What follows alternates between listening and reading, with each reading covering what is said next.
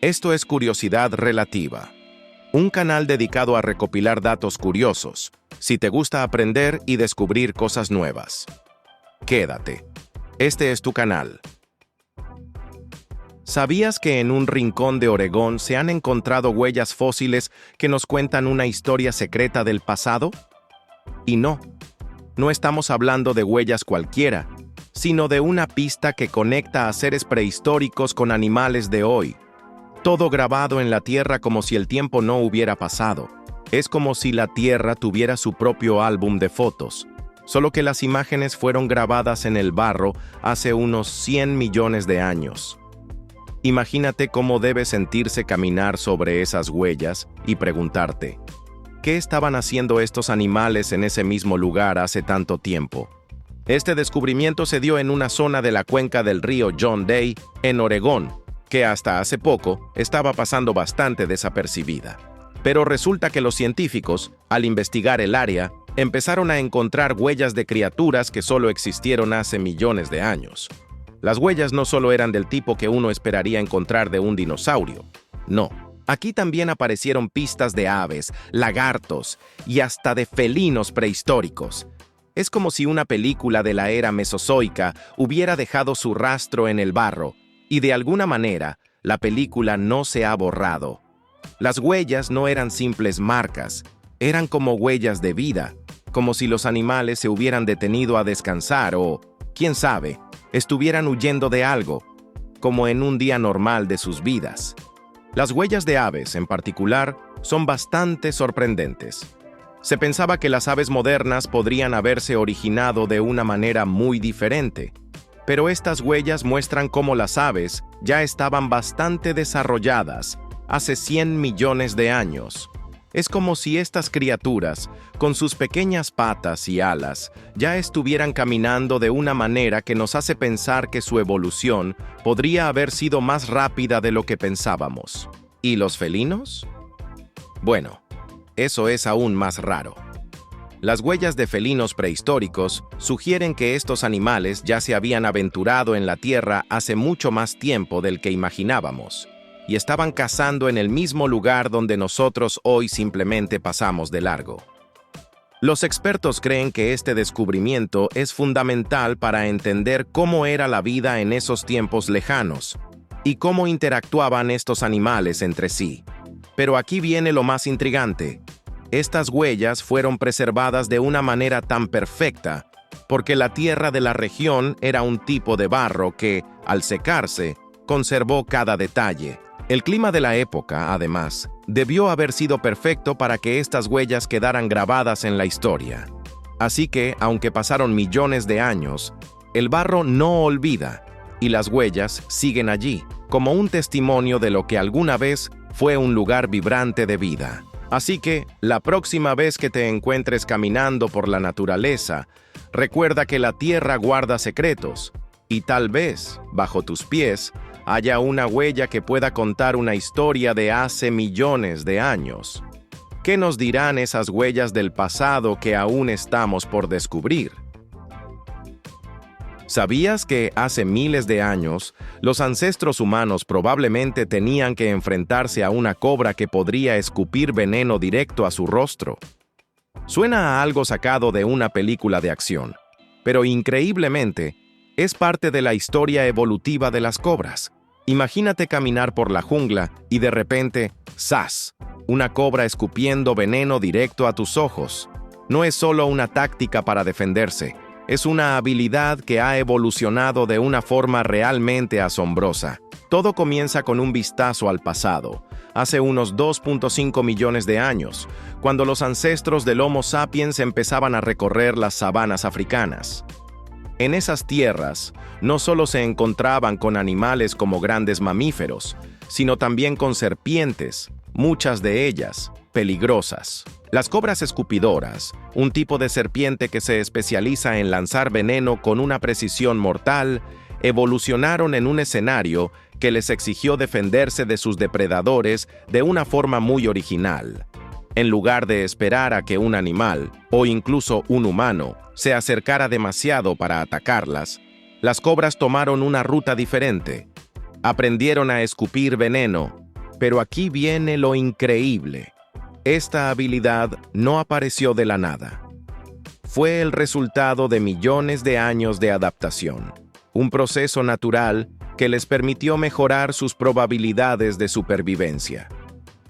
Las cobras escupidoras evolucionaron en tiempos en que los primeros humanos, esos Homo habilis y Homo erectus, se encontraban en constante interacción con la fauna salvaje.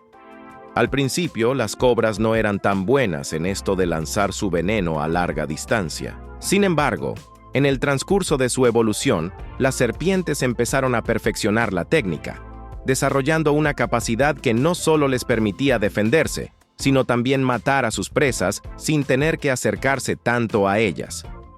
Un movimiento bastante inteligente, si me preguntas. Lo más impactante es cómo esta adaptación ha afectado nuestra relación con estas serpientes. Hoy en día, los humanos seguimos teniendo una relación tensa con las cobras escupidoras.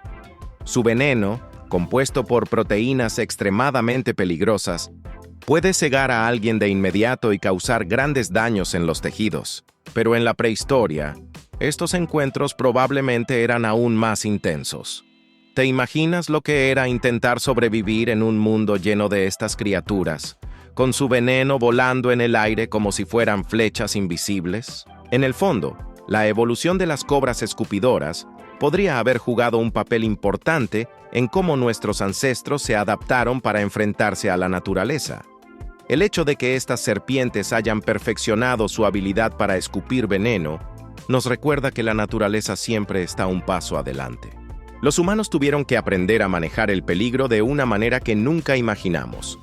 Desde entonces, hemos aprendido a respetar a las serpientes, pero nunca hemos dejado de preguntarnos: ¿cómo es posible que una serpiente haya desarrollado un sistema tan preciso y letal para defenderse? ¿Será que las cobras nos han estado observando todo este tiempo, perfeccionando sus habilidades mientras nosotros solo tratamos de sobrevivir? ¿Alguna vez has visto 3 espadas gigantes clavadas en una roca y te has preguntado qué historia trataron de enterrar con ellas? En la costa de Noruega, en un lugar llamado Hafrsfjord, hay 3 colosales espadas de bronce que no están ahí para decorar ni para llamar la atención de turistas con selfies. Se llaman Sverd y Fjell, que significa espadas en la montaña. Y aunque parecen sacadas de una película de vikingos con esteroides, lo cierto es que cuentan una historia muy real, una de traición, sangre y un rey que no conocía la palabra no. Retrocedamos al año 872. Noruega no era un país, sino un rompecabezas de pequeños reinos con jefes que se creían dioses, guerreros que juraban por el martillo de Thor y barcos vikingos que surcaban los mares como si fueran autopistas. Cada quien mandaba en su pedazo de tierra, hasta que llegó un tipo con nombre de superhéroe, Harald Harfagre, o Harald el de la hermosa cabellera, un joven ambicioso, testarudo, y con un cabello tan perfecto que lo juró no cortar hasta conquistar todo Noruega. Harald no era de los que negociaban con flores. Quería unificar el país a las malas, y para eso debía derrotar a todos los caudillos rivales. La batalla decisiva ocurrió en Hafrsfjord, donde las olas vieron más hachas volar que peces saltar. Fue un combate feroz, pero al final, Harald venció.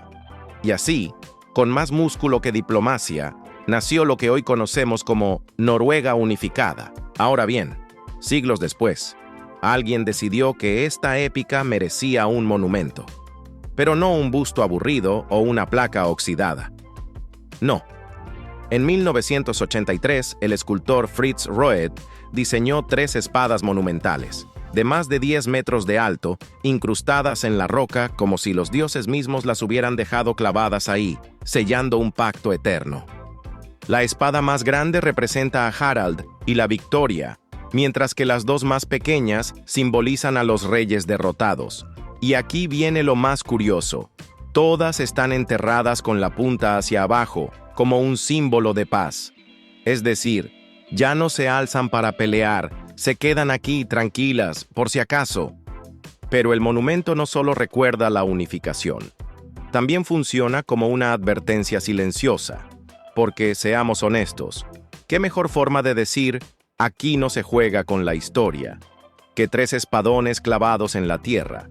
Algunos locales incluso dicen que si alguna vez alguien intenta arrancarlas, la maldición de los reyes caídos volverá con más fuerza que un drácar en tormenta. Hoy, Sverdifjell es un lugar tranquilo, con turistas, pescadores y atardeceres nórdicos de película.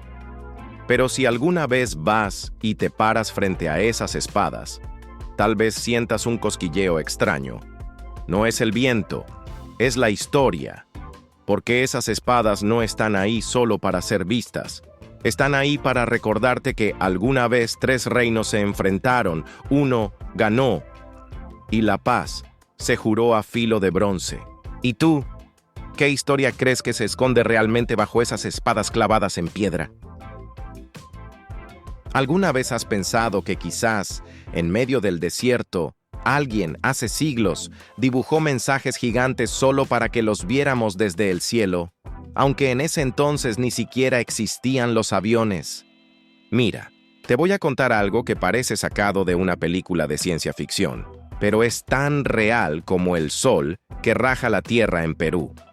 En una planicie árida llamada Nazca, hay figuras inmensas trazadas sobre el suelo, colibríes del tamaño de un edificio, monos con colas en espiral que parecen bailar, arañas gigantes y hasta formas humanas que saludan al vacío. ¡Y lo más loco! Solo se pueden ver bien desde el aire. ¿Cómo rayos hicieron eso hace más de 1000 años sin grúas, drones ni Google Maps? Los responsables de estas maravillas fueron los nazcas, una civilización preincaica con una obsesión por la tierra, el cielo y los símbolos que nadie ha logrado descifrar del todo. Algunos dicen que eran caminos rituales, otros aseguran que eran un calendario astronómico, y hay quienes se van más allá y afirman que eran pistas de aterrizaje para extraterrestres. Sí, así de extrañas son las líneas. Lo que sí sabemos es que los nazcas eran unos genios silenciosos, vivían en una de las zonas más secas del planeta y aún así construyeron acueductos subterráneos que todavía funcionan. Todavía. Pero en lugar de levantar templos gigantes o estatuas, eligieron dibujar en el suelo. ¿Por qué? Nadie lo sabe con certeza. Y no estamos hablando de rayones al azar. Son más de 1300 formas, desde líneas rectas kilométricas hasta animales perfectamente proporcionados. ¿Cómo mantenían la simetría? ¿Cómo sabían que desde el aire se verían tan bien? Nadie lo explica sin rascarse la cabeza. Recientemente, con ayuda de inteligencia artificial, sí, la misma que adivina qué cara tendrías si fueras anime, los científicos encontraron más de 300 nuevos geoglifos escondidos en el desierto. Algunos muestran escenas aún más misteriosas: sacrificios, guerreros, seres extraños. O sea, el misterio se multiplica en lugar de aclararse. Yo no sé tú, pero a mí me fascina que algo tan enorme, tan elaborado y tan inexplicablemente preciso haya sido hecho por una cultura antigua en medio de la nada, y que todavía hoy no sepamos bien por qué. Como si los nazcas hubieran dejado una carta para el futuro, pero en un idioma que aún no aprendemos a leer. Así que la próxima vez que veas una llanura vacía desde el avión, piensa que quizás, justo debajo, hay algo esperándote, una figura inmensa, un mensaje enterrado, una broma cósmica o un mapa perdido. Y dime una cosa, ¿y si esas líneas no eran para nosotros, sino para alguien que aún no ha llegado? ¿Tú crees que alguna vez unos extraterrestres se estrellaron en la Tierra y en lugar de irse, decidieron dejar grabado su mensaje? ¿En piedras? Escucha esto porque suena a ciencia ficción, pero hay gente que jura que es real. Resulta que en 1938, un arqueólogo chino, Chi Putei, sí, con ese nombre tan de película, andaba explorando unas cuevas súper remotas en la frontera de China con el Tíbet, en una zona que no visitas ni con guía. Y ahí, según cuentan, encontró unas tumbas muy extrañas con esqueletos diminutos, con cabezas enormes, como si fueran humanos chiquitos con cráneos desproporcionados. Y aquí viene lo bueno. Junto a ellos, había unos discos de piedra que parecían vinilos gigantes, con un agujero en el centro y unas espirales llenas de jeroglíficos microscópicos. A esos discos los llamaron las piedras Dropa. ¿Y qué decían? Bueno, según un lingüista que apareció después, Tsum Nui, otro nombre salido de novela, logró descifrarlos. Y lo que supuestamente revelaban era una locura total. Contaban la historia de unos seres que venían de otro planeta, los Dropa, que llegaron hace como 12.000 años en una nave espacial, se estrellaron en las montañas, y como no pudieron regresar a su planeta, se quedaron a vivir aquí. Al principio los habitantes del lugar los odiaban, pero con el tiempo aprendieron a convivir. O sea, literalmente una historia de alienígenas varados buscando refugio. Ahora bien, hasta ahí todo suena súper interesante. Pero aquí es cuando empiezan los peros. No hay pruebas firmes de que ese arqueólogo ni ese lingüista hayan existido. La supuesta Academia de Prehistoria de Pekín, donde trabajaba Tsum Nui, tampoco existe. Las fotos de los discos están, sí, pero son bien borrosas y los grabados no se ven nada claros. Y si pensabas que ya era confuso, en 1978 salió un libro llamado Sun Gods in Exile, que retomaba toda esta historia de los Dropa como si fuera real, con fotos y todo. Años más tarde, el autor del libro, David Gammon, confesó que se lo había inventado todo como una sátira, una especie de parodia de las locuras de los antiguos astronautas. Entonces, ¿todo fue un invento? Puede ser. Pero también hay quien dice que tal vez sí existieron esas piedras y que alguien se encargó de borrar la historia para que no se supiera la verdad. ¿Quién sabe? Lo cierto es que, con cada capa que le quitas a este misterio, salen más preguntas que respuestas. Y te juro que, aunque suene a cuento, parte de mí quiere creer que hubo unos visitantes estelares que dejaron un mensaje en piedra esperando que algún día alguien lo entendiera. Así que dime una cosa. ¿Y si esas piedras no eran un mito, sino una advertencia que aún no hemos sabido leer? ¿Alguna vez te has preguntado por qué un simple trozo de pastel puede hacerte sonreír como si hubieras ganado la lotería? Pues prepárate, porque lo que te voy a contar es más dulce que una cucharada de miel, y con un toque de ciencia que te va a dejar boquiabierto. Resulta que un grupo de científicos, liderados por el neurocientífico Charles Zucker, ha logrado descifrar el misterio detrás de nuestra pasión por lo dulce, utilizando una técnica llamada criomicroscopía electrónica. Han revelado la estructura completa del receptor humano responsable de detectar tanto los azúcares naturales como los edulcorantes artificiales. Este receptor, conocido como TAS1AR2, TAS1AR3, funciona como una especie de puerta de entrada molecular en nuestras papilas gustativas.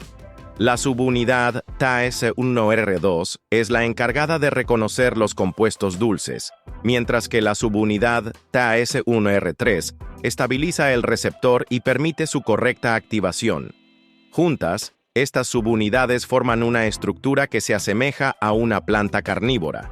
De ahí su apodo Venus flytrap. Pero aquí viene lo más interesante. Este receptor no solo se encuentra en la lengua, también está presente en otras partes del cuerpo, como el páncreas, lo que sugiere que el sabor dulce tiene un papel más amplio en nuestra fisiología de lo que pensábamos. Además, se ha descubierto que nuestras células gustativas contienen enzimas digestivas capaces de convertir la sacarosa, el azúcar de mesa, en glucosa y fructosa, azúcares simples que pueden ser detectados por otras vías de sabor dulce. Esto explica por qué incluso los ratones con receptores dulces inactivos todavía pueden detectar ciertos azúcares. Este hallazgo no solo es fascinante desde el punto de vista científico, sino que también tiene implicaciones prácticas. Comprender cómo funciona este receptor podría ayudar a desarrollar nuevos moduladores del sabor dulce, permitiendo reducir el contenido de azúcar en los alimentos sin afectar su atractivo. Esto podría ser un paso importante en la lucha contra la obesidad y la diabetes. Así que la próxima vez que disfrutes de un postre, recuerda que hay un complejo sistema molecular trabajando para que esa experiencia sea tan placentera. Y quién sabe, tal vez en el futuro podamos engañar a nuestro propio cuerpo para que piense que está disfrutando de algo dulce sin necesidad de consumir azúcar. ¿No es increíble cómo algo tan pequeño puede tener un impacto tan grande en nuestra vida? ¿Alguna vez te has preguntado cómo una vaca, un niño y un médico rural cambiaron el destino de toda la humanidad, y todo por culpa de unas pústulas? Imagínate en la Inglaterra de 1796, las calles llenas de carruajes, sombreros de copa por todos lados y una nube invisible y mortal flotando sobre cada casa. La viruela. Era una de las enfermedades más letales de la historia. Se contagiaba fácil, mataba sin contemplaciones, y los que sobrevivían quedaban marcados de por vida, llenos de cicatrices que parecían contarte el infierno que habían pasado. No había cura, no había defensa. Era básicamente una sentencia de muerte, hasta que apareció Edward Jenner. Jenner no era un científico famoso, ni tenía un laboratorio lleno de tubos de ensayo. Era un médico de campo, con más curiosidad que recursos.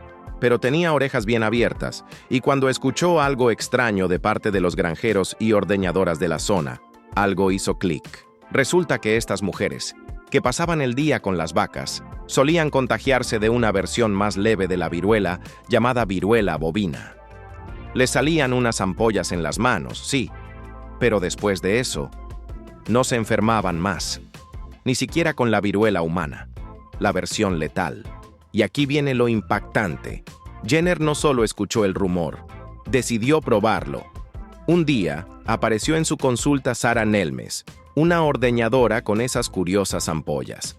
Jenner tomó el líquido de una de ellas. Sí, directamente del pus de la herida, no es para estómagos sensibles, y se lo inyectó a un niño de 8 años llamado James Phipps, hijo de su jardinero. ¿Te imaginas eso hoy? Hola, quiero probar una idea loca contigo. Tráeme a tu hijo. En fin, James desarrolló un leve malestar. Y luego, nada. Pasadas unas semanas, Jenner hizo lo impensable.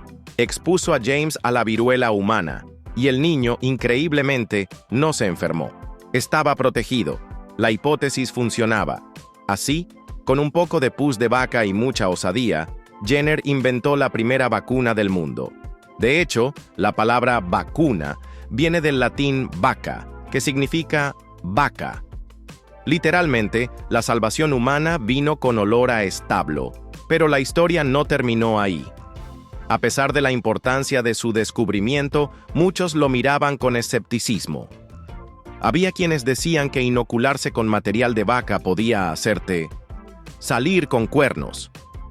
Aún así, su idea se extendió. En 1803, un médico español llamado Francisco Javier Balmis organizó la Real Expedición Filantrópica de la Vacuna, un viaje épico para llevar la vacuna a América, África y Asia. ¿Y sabes cómo transportaban el virus vivo durante la travesía? Con una cadena de niños huérfanos a los que se les iba inoculando uno tras otro. Suena crudo, pero funcionó. Gracias a ese humilde experimento de Jenner y al empuje de otros médicos valientes, la viruela fue finalmente erradicada en 1980. Una enfermedad que había matado a millones durante siglos. Desapareció por completo. Ahora dime, ¿quién habría imaginado que el fin de una de las peores plagas de la humanidad comenzaría con una ampolla de vaca y un niño valiente en una aldea inglesa? ¿Y si los grandes secretos del futuro siguen escondidos en cosas tan simples como un rumor de campo? ¿Y si te dijera que hace más de 500 millones de años existía una criatura con 3 ojos, una boca circular llena de dientes, garras espinosas, y que además respiraba por el abdomen? ¿Pensarías que estoy describiendo un monstruo de película, cierto? Pues no. Te presento al Mosura fentoni, un fósil real, recién salido del pasado remoto para ponerle los pelos de punta a más de un paleontólogo. Todo comenzó en el legendario yacimiento de Burgess Shale, en las montañas rocosas de Canadá, un lugar donde la prehistoria dejó sus secretos bien guardados entre capas de roca. Allí, Como quien encuentra una joya en el lodo, los científicos se toparon con un fósil diminuto pero espectacular, el de una criatura de unos pocos centímetros de largo, con un diseño corporal que parece obra de un diseñador de criaturas alienígenas. Primero lo primero. 3 ojos. Sí, 3. 2 grandes ojos laterales y uno más pequeño, justo en el centro de su cabeza, probablemente para detectar luz desde lo alto, como un tercer sensor de movimiento.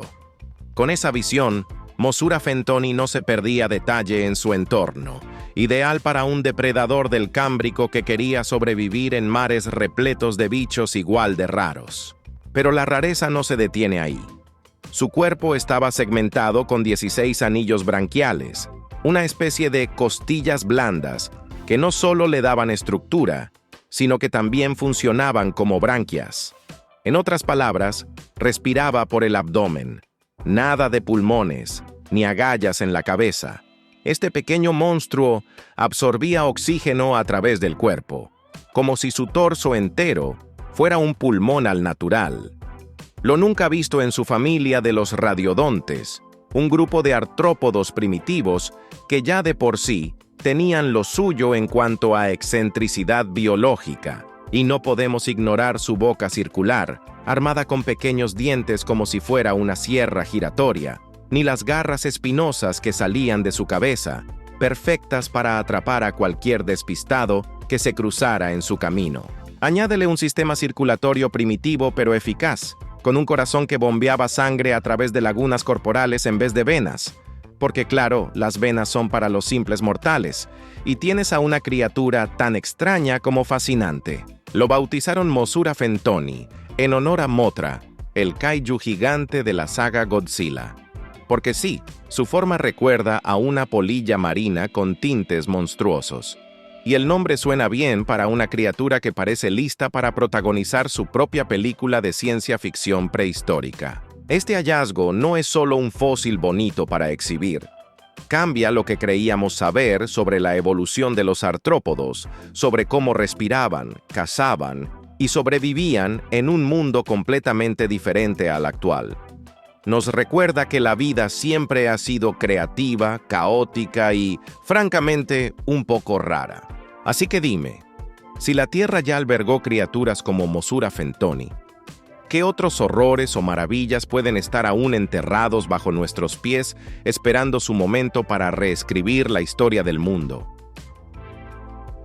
¿Alguna vez te has preguntado por qué, con toda nuestra tecnología, aún no podemos predecir con precisión cuándo un avión va a sacudirse como coctelera en plena turbulencia? Resulta que la turbulencia no es solo ese molesto vaivén que te hace derramar el café en el vuelo.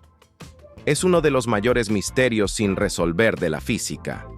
Un caos en movimiento que aparece en el humo de una vela, en las nubes que cruzan el cielo, en los océanos y hasta en la sangre que fluye por nuestras arterias. Su complejidad ha desconcertado a científicos durante más de un siglo, y comprenderla no es un lujo intelectual, sino una necesidad práctica.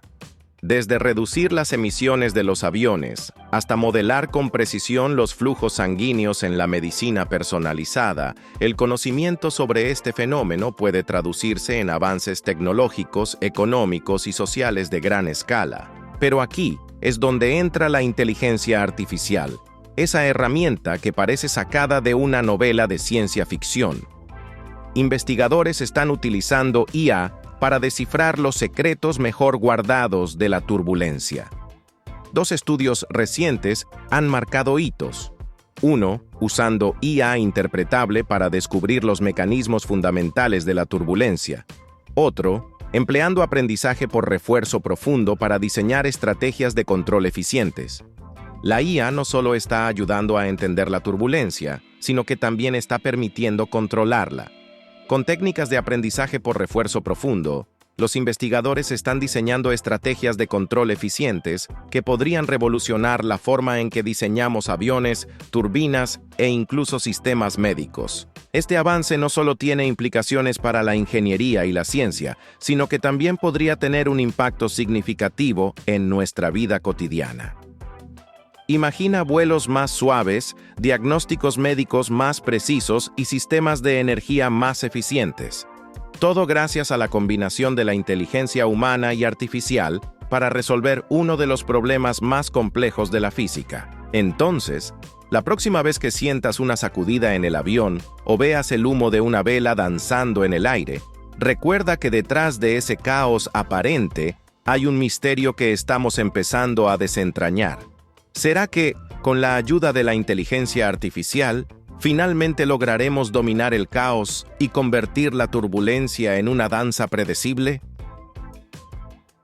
¿Alguna vez has sentido que el universo te oculta un gran secreto, como si estuviera jugando a las escondidas con nosotros? Resulta que, desde hace décadas, los científicos han estado persiguiendo una entidad misteriosa que parece dominar el cosmos: la energía oscura. Esta fuerza invisible representa aproximadamente el 68% del contenido total del universo. A pesar de su abundancia, no emite luz ni interactúa con la materia de manera que podamos detectar directamente.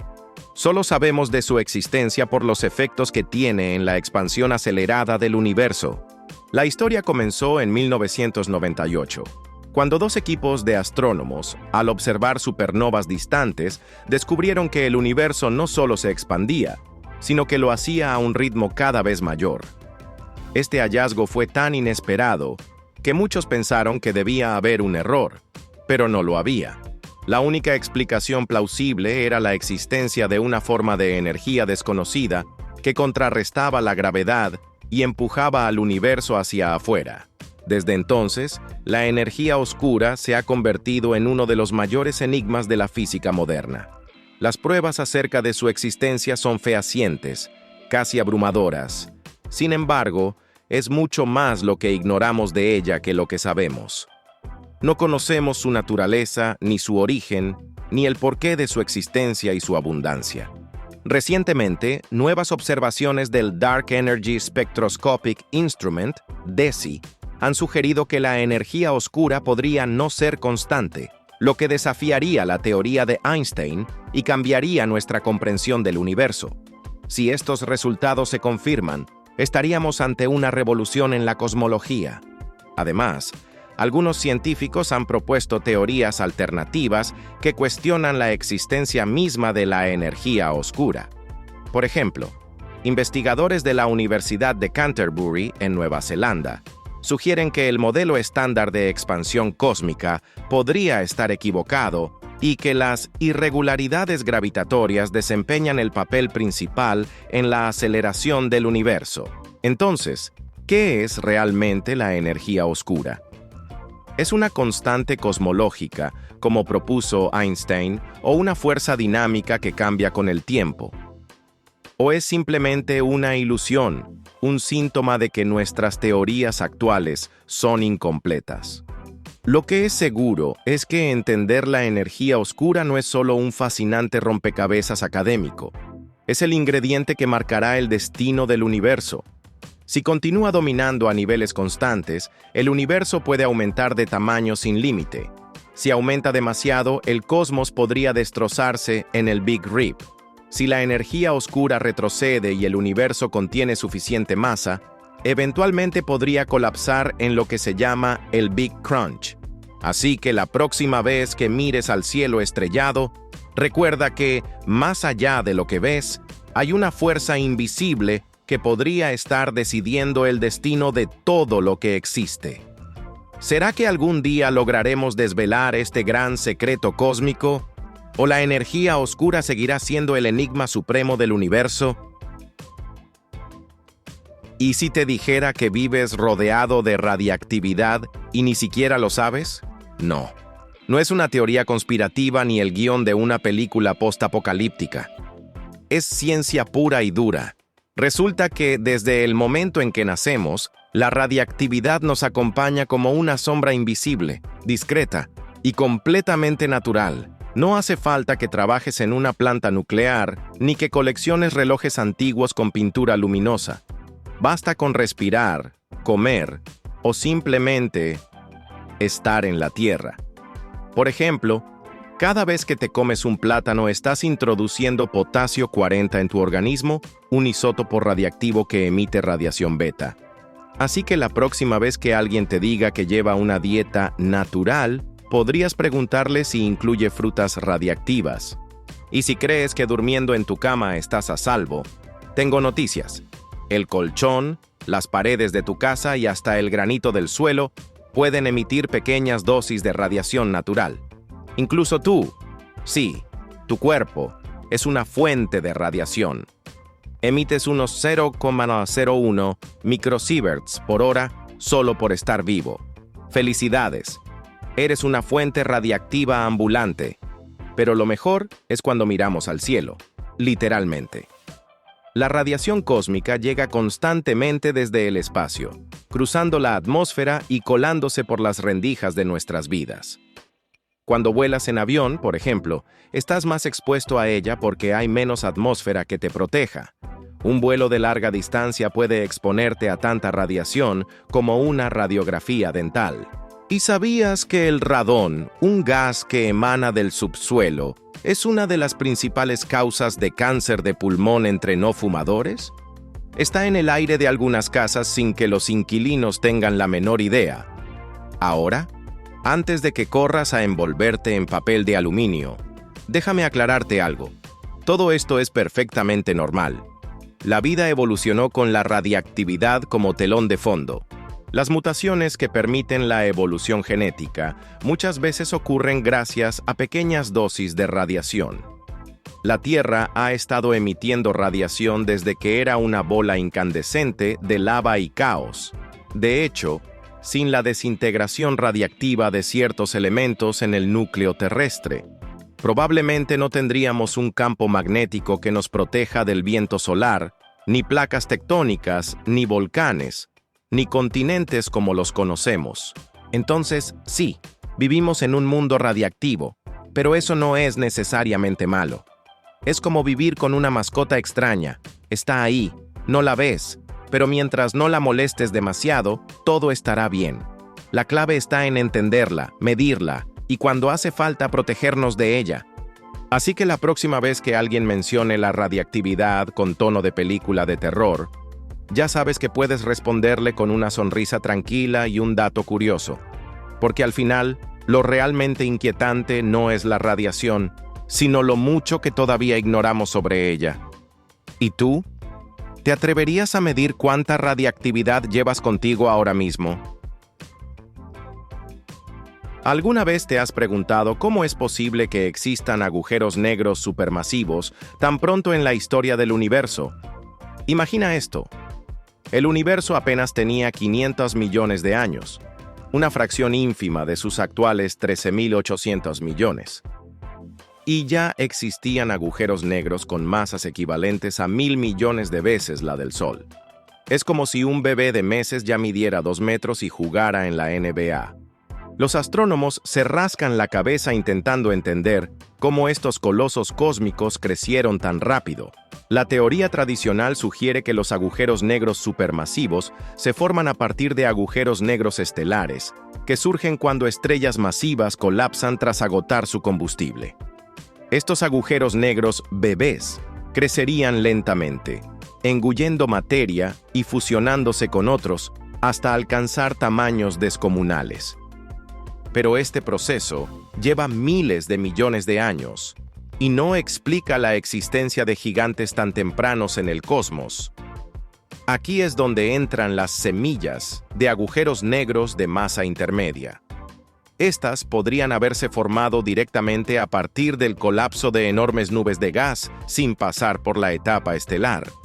Al ser más masivas desde el inicio, tendrían una ventaja en la carrera hacia la supermasividad. Otra posibilidad es que las primeras estrellas, mucho más grandes que las actuales, al morir, dejaran tras de sí agujeros negros más masivos que los estelares comunes. Detectar estas semillas es complicado. Al ser menos masivas, la materia que las rodea emite menos radiación al ser absorbida, lo que las hace difíciles de observar.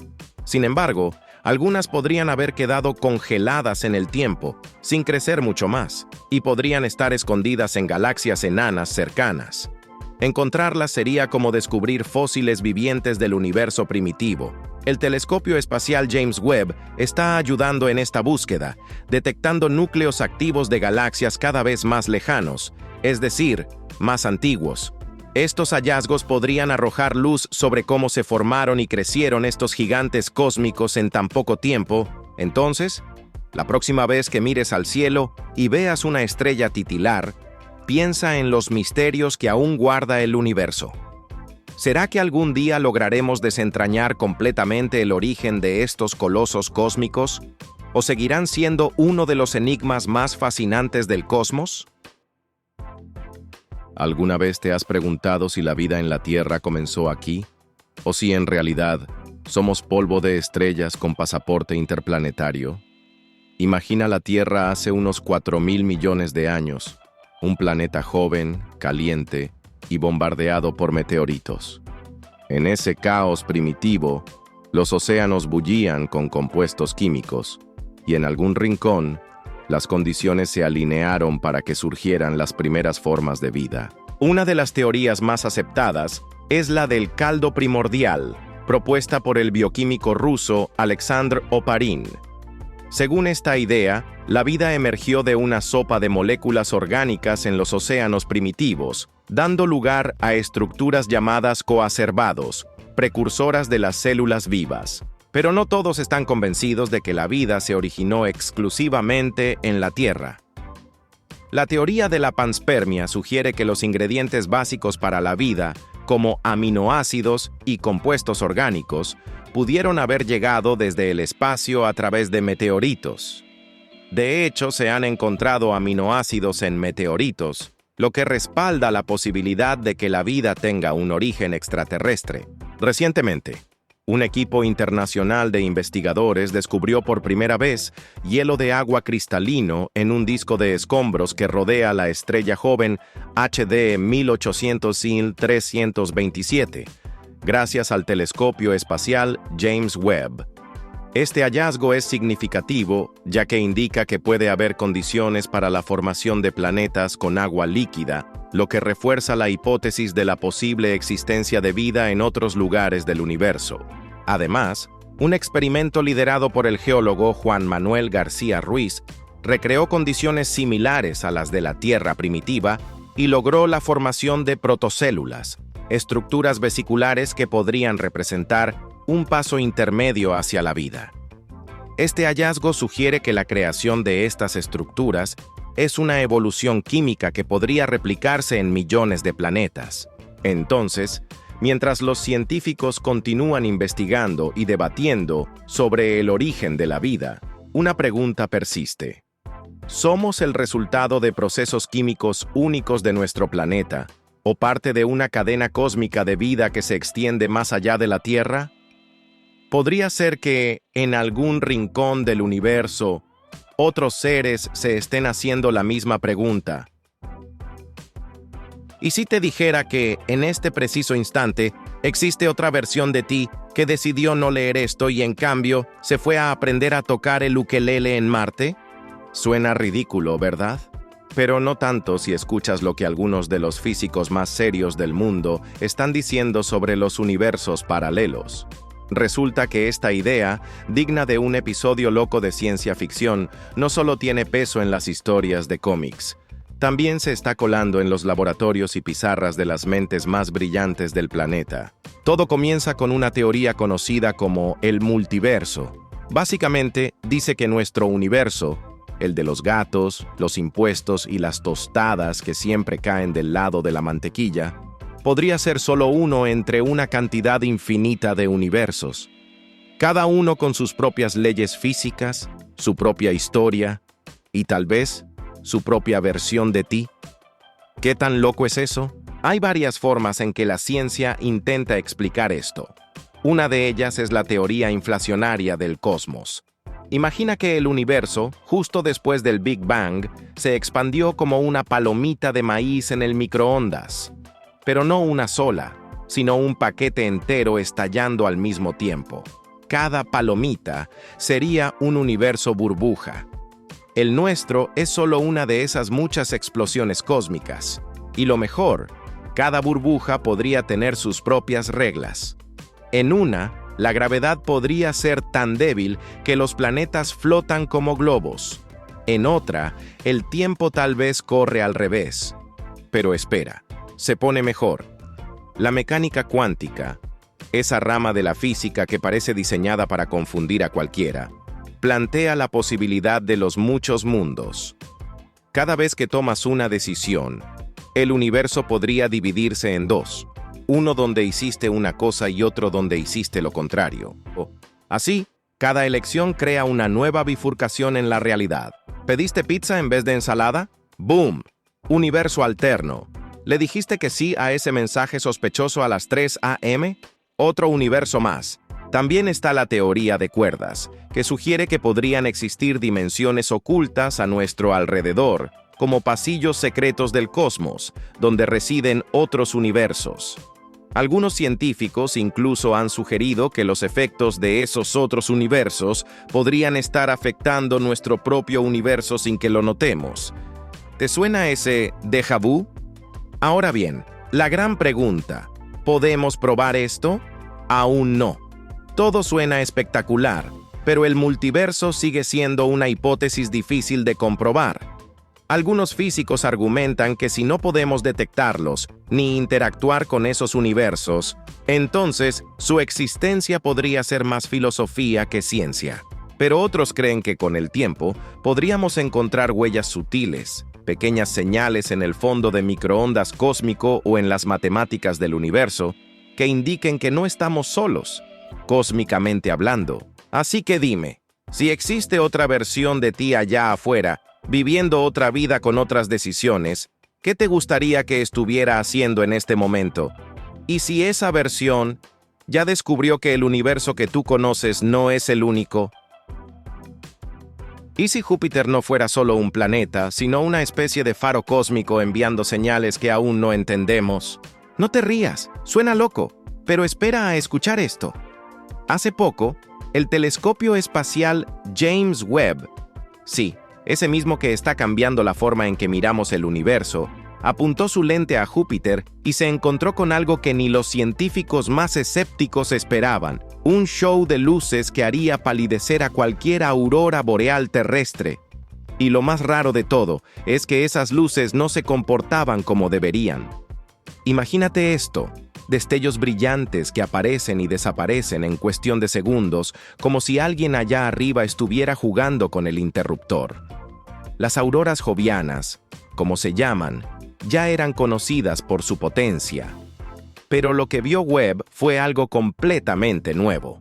No solo eran más rápidas, sino también más intensas, más erráticas, como si algo o alguien las estuviera manipulando. Ahora bien, no estamos hablando de luces normales. Estas auroras están hechas de un ingrediente especial, el trihidrógeno, un ion raro que solo aparece en condiciones extremas. Resulta que Júpiter, con su campo magnético colosal, lo genera a montones. Y por primera vez, gracias a Webb, los científicos pudieron calcular cuánto tiempo vive ese ion en la atmósfera. Spoiler, no es tanto como pensaban. Esto significa que hay procesos superenergéticos ocurriendo allí arriba que aún no comprendemos del todo. Y aquí se pone aún más raro. El telescopio Hubble también estaba observando a Júpiter en ese momento. Pero mientras Webb registraba estos cambios fugaces y extraños, Hubble no vio nada. ¿Cómo es posible? ¿Acaso estaban mirando cosas distintas o uno de los telescopios se perdió algo? ¿O será que lo que Webb captó fue tan veloz y tan sutil que solo su sensibilidad pudo detectarlo?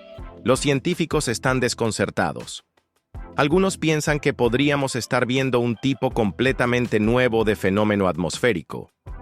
Otros especulan con interacciones aún no descubiertas entre el viento solar y la magnetosfera de Júpiter. Pero en el fondo, todos coinciden en algo. No tenemos ni idea de qué está pasando realmente allá.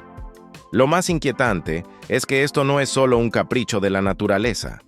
Estas luces y los campos energéticos que las provocan podrían tener implicaciones enormes para la física planetaria, la comprensión del magnetismo espacial y, quién sabe, tal vez incluso para la detección de vida en otras partes del universo. Si Júpiter puede hacer esto, ¿qué nos impide pensar que en otros mundos haya procesos similares, o incluso más extraños? Así que la próxima vez que mires a Júpiter, ese puntito brillante que parece tan inofensivo en el cielo nocturno, recuerda que en su atmósfera está ocurriendo algo tan espectacular y tan misterioso que ni la ciencia se atreve aún a explicarlo del todo. Y dime, ¿y si esas luces no fueran solo naturales, sino un mensaje esperando ser descifrado? ¿Y si el origen de todos los reptiles, aves e incluso nosotros, los mamíferos, estuviera grabado en una roca australiana desde hace 355 millones de años, esperando pacientemente a que alguien se agachara a mirar? Te juro que no es una exageración. Dos tipos que ni siquiera son paleontólogos profesionales, Craig Urey y John Eason, así como suena a dúo de exploradores de película, andaban paseando por una zona rocosa cerca del río Broken, en Victoria, Australia, cuando se toparon con una losa de arenisca como de medio metro. A simple vista, parecía solo una piedra más, pero al darle la vuelta, ¡pum!, ahí estaban, huellas fosilizadas perfectamente conservadas. 5 dedos, garras curvas. Claramente algo con actitud caminó por ahí hace muchísimo tiempo. ¿Pero cuánto es muchísimo? Pues unos 355 millones de años atrás. Y aquí es donde la cosa se pone salvaje. Esas huellas no son de cualquier criatura. Según los expertos que analizaron el fósil, se trata de un amniota primitivo.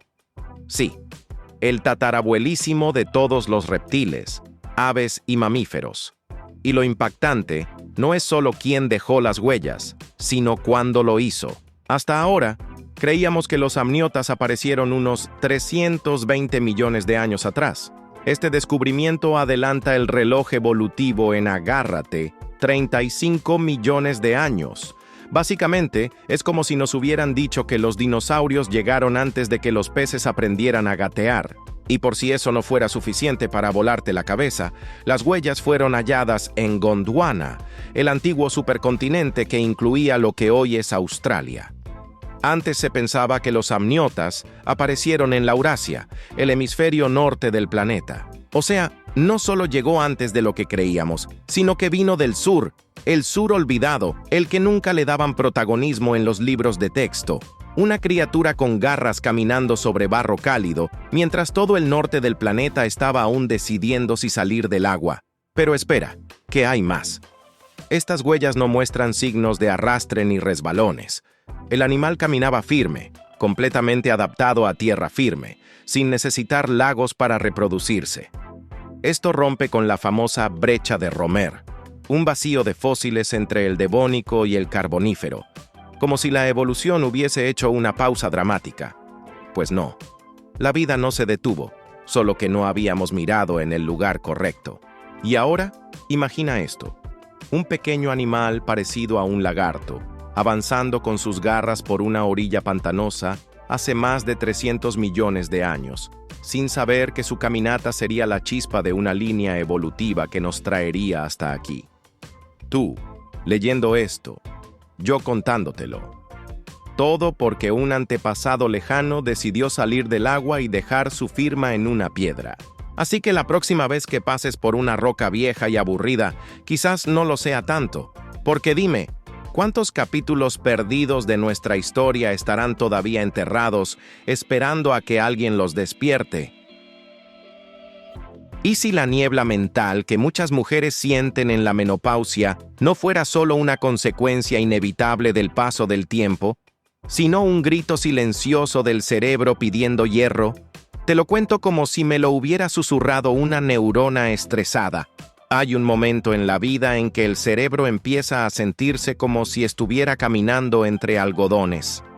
Las ideas van lentas, las palabras se esconden, y hasta recordar dónde dejaste las llaves parece un reto olímpico. Es lo que muchas llaman niebla mental. Pero un reciente estudio lanzó una teoría tan lógica como inesperada.